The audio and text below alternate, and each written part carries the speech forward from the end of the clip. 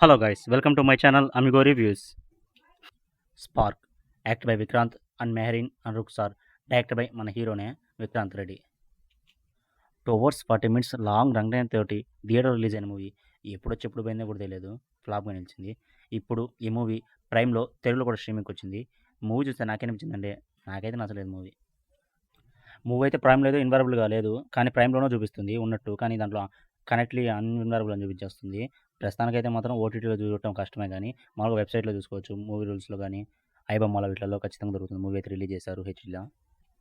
Basic story ఏంటంటే మన మెహరీన్ గారు తనకు ఒక డ్రీమ్ వస్తుంది. ఆ కళ్ళలో ఒక అబ్బాయి కనిపిస్తుంటాడు. తనతోటి లవ్లో పడుతుంది. ఆ డ్రీమ్లలోనే తను ఇష్టపడుతుంది. అనుకోకుండా అబ్బాయి మళ్ళీ హాస్పిటల్లో కనిపిస్తాడు.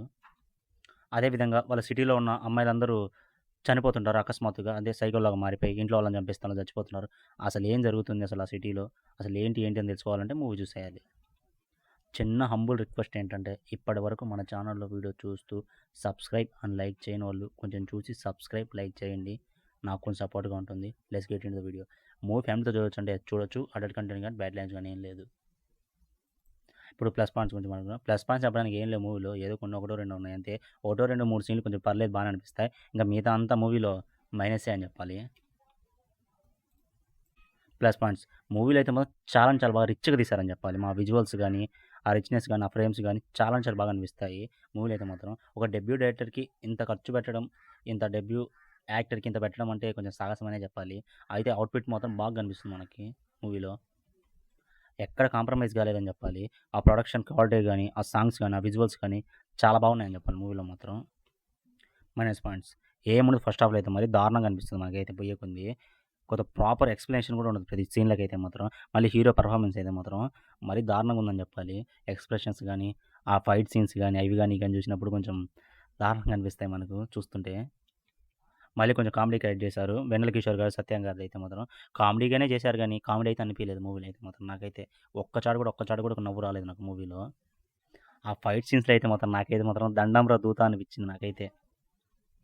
2 hours 40 minutes రన్ టైం అయితే మాత్రం నేను కంప్లీట్ చేయడానికి మాత్రం చాలా వర్రీ అయిపోయానని చెప్పాలి మూవీలో అయితే మాత్రం. మెయిన్ మైనస్ పాయింట్స్ అంటే రైటింగ్ మరీ డల్గా ఉంటుంది అసలుకి. కొంచెం కూడా ఎంగేజ్గా రాయలేదు మూవీని అయితే మాత్రం.